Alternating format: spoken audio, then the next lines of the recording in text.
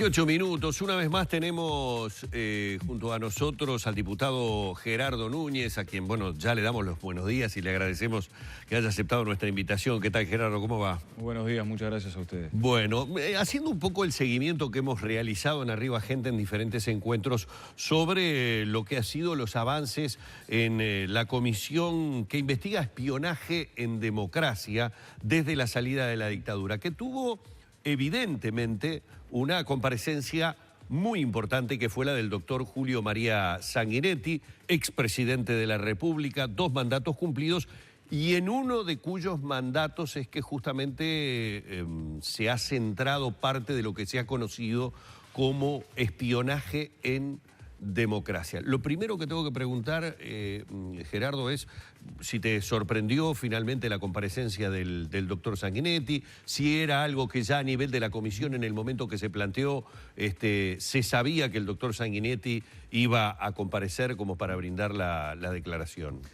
Bueno, nosotros a medida que fuimos avanzando en la investigación y comprobando que hubo espionaje, comprobando que los documentos que manejaba esta comisión eran oficiales, eran institucionales, manejamos de primer momento la posibilidad de que algunos de los expresidentes pudieran comparecer, sobre todo refiriéndonos a los periodos que abarca este archivo, que va del año 85 hasta el año 2003, la documentación, aunque hay microfilmación hasta el año 2005. Por lo tanto, esto siempre fue una posibilidad. Y incluso consultado el doctor Sanguinetti por algún medio de comunicación el año pasado, él se había manifestado su voluntad a participar en caso que fuera invitado por la comisión investigadora, lo cual para nosotros es muy importante que esto haya ocurrido de la manera que ocurrió ayer, teniendo en cuenta además que existió un reconocimiento en cuanto al espionaje en democracia durante sus gobiernos. O sea, fueron tantos los documentos que nosotros presentamos que, bueno, se aceptó que esto existió.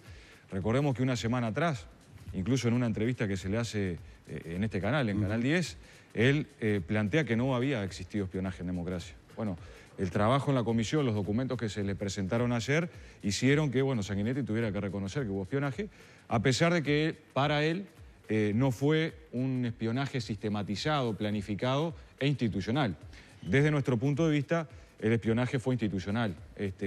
Fue un avasallamiento que tuvo como principales actores las principales responsabilidades de los ministerios de Defensa y del Interior relacionados a inteligencia. Entonces, en su criterio y después de las declaraciones de ayer de Sanguinetti en comisión, ¿estaba o no en conocimiento de la Presidencia de la República de esas actividades sistemáticas de espionaje?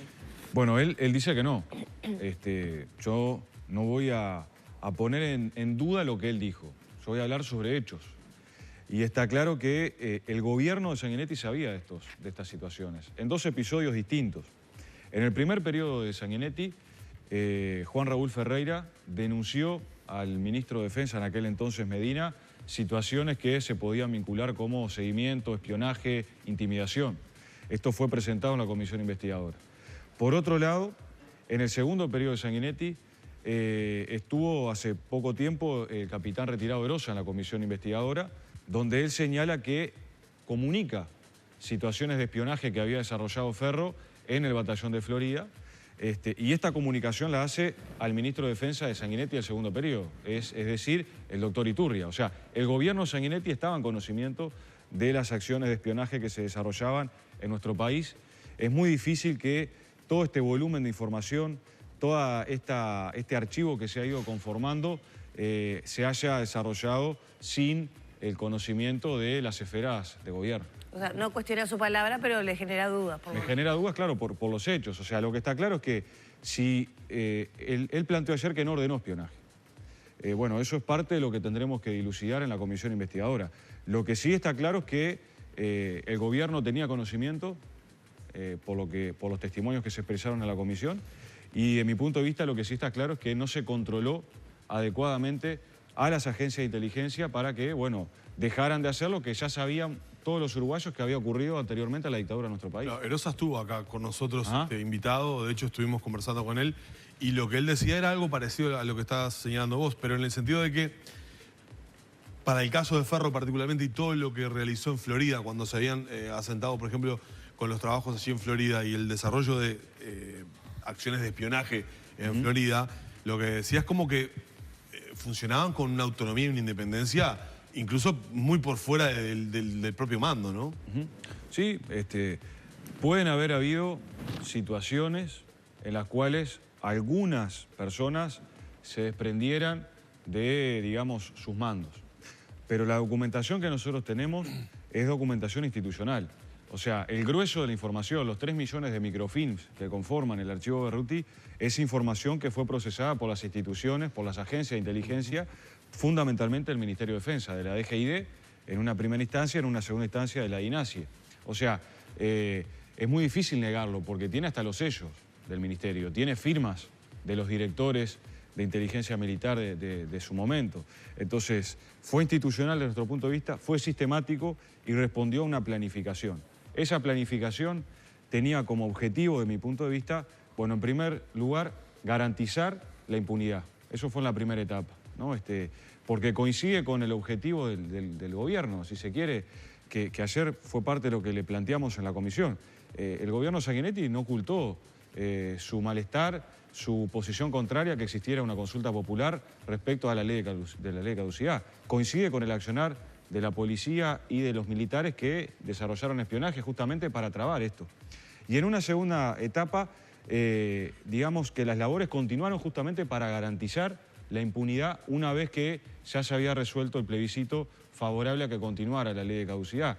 Porque, bueno, es impresionante el seguimiento sobre militantes de derechos humanos, sobre abogados, sobre organizaciones sociales, sobre partidos políticos, donde el interés estaba focalizado en esto, aunque también en temas más generales, en una importancia, en un accionar de los servicios de inteligencia para justamente orientar un rumbo de país, ¿sí? En función de su visión filosófica, política, ideológica, ¿no?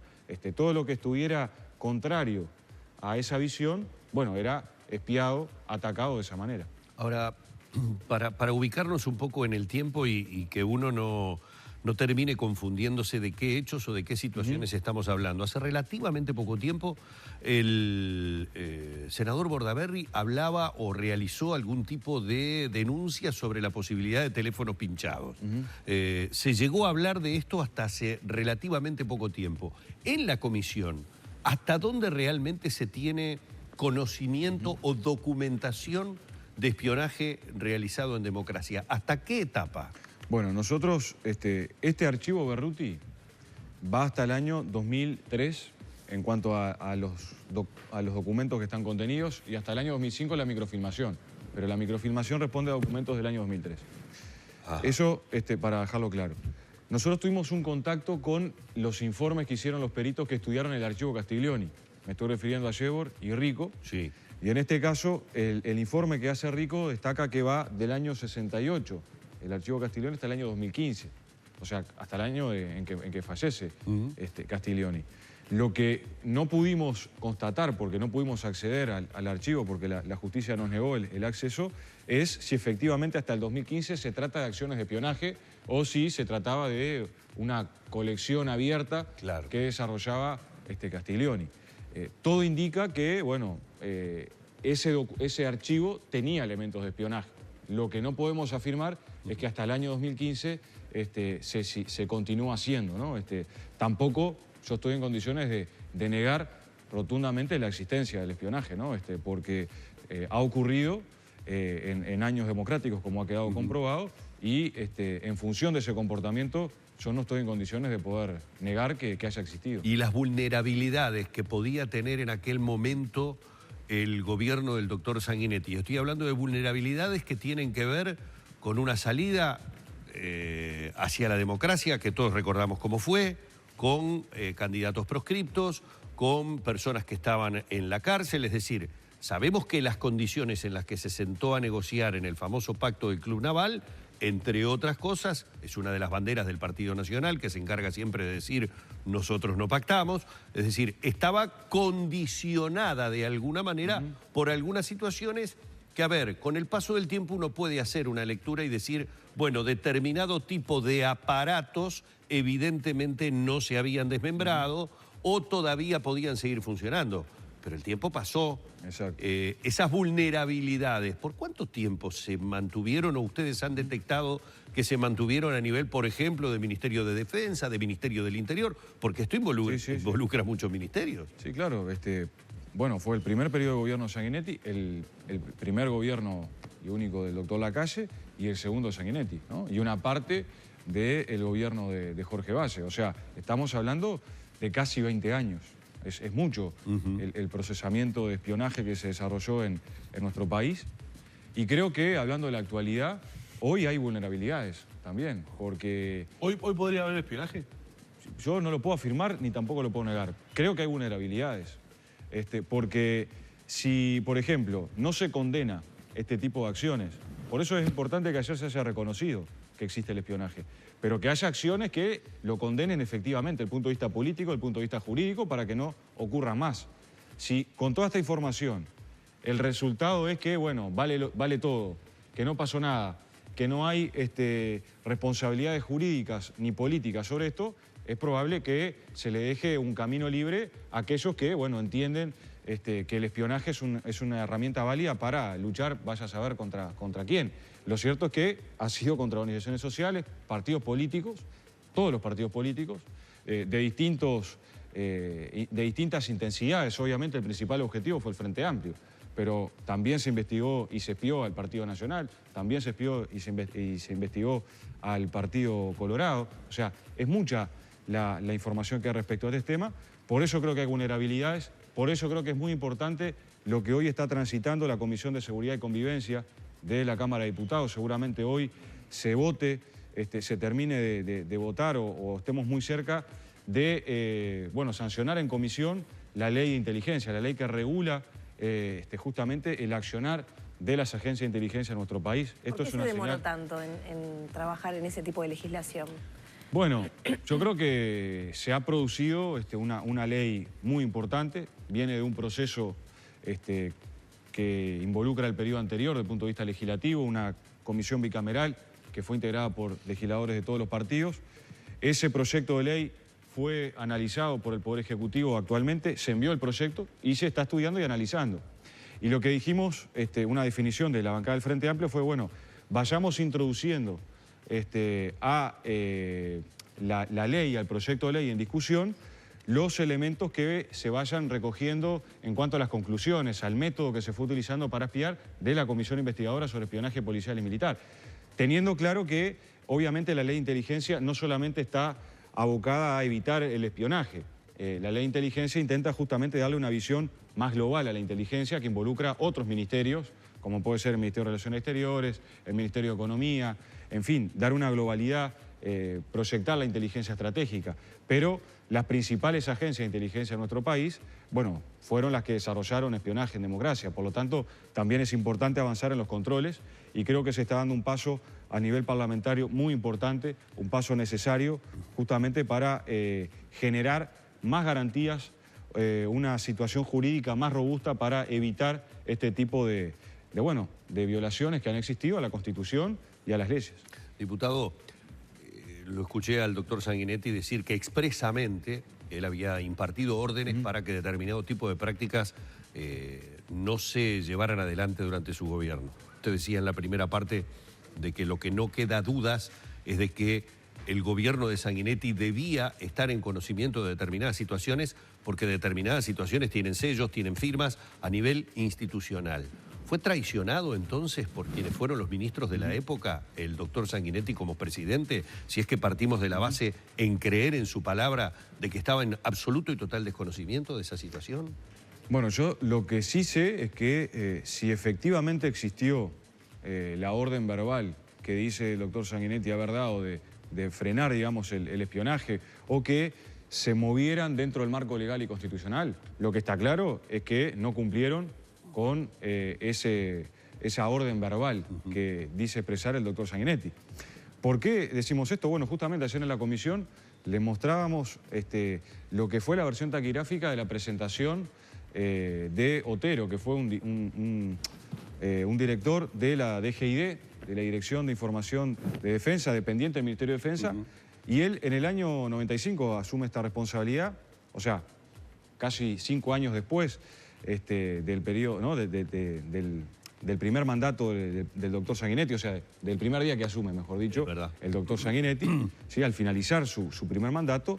Y lo que dice es que cuando se le pregunta por qué estaban desarrollando actividades de espionaje, por qué estaban esos documentos, él dice que había sido costumbre y que seguramente el error había sido no revisar esa costumbre.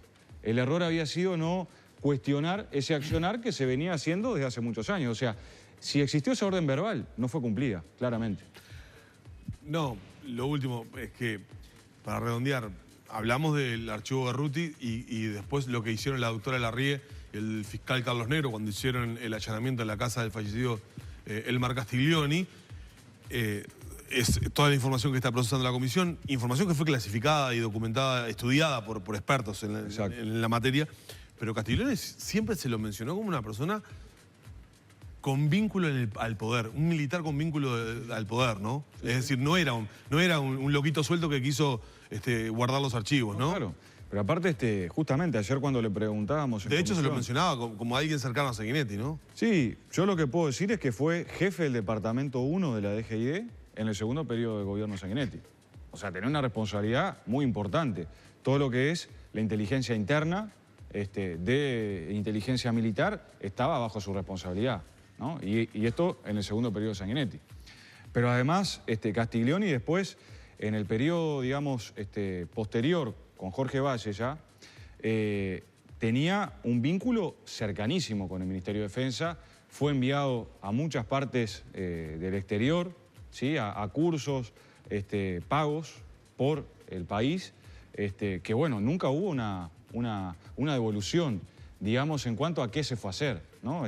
Cuando participó el exministro Fau en la comisión investigadora, él decía que no se acordaba. Bueno, pero le mostramos todas las resoluciones del Ministerio de Defensa que el exministro firmó, que habilitaban, por ejemplo, todos los viajes al exterior, a formación, a cursos de Castiglioni, que bueno, después no se controlaba, no había, digamos, una especie de preocupación para saber qué se hacía, primero en el lugar a donde se iba y segundo, con la información cuando retornaba a nuestro país. ¿La comisión podría terminar con alguna denuncia penal?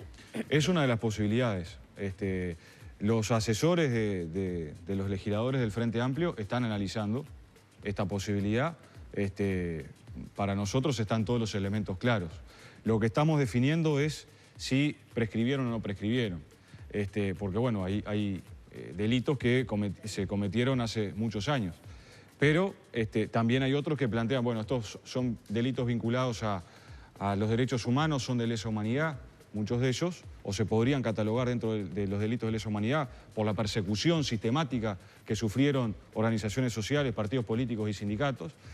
Por lo tanto, bueno, en esa discusión jurídica se está en este momento y bueno, en las próximas semanas seguramente tendremos novedades. Bueno, al diputado Gerardo Núñez, el agradecimiento de siempre por haber aceptado la invitación. Muchas gracias a ustedes. Vamos cerrando por aquí el encuentro junto al diputado Gerardo Núñez a propósito de la investigadora sobre los posibles actos de inteligencia de Estado que hemos estado mencionando del 85 a la actualidad.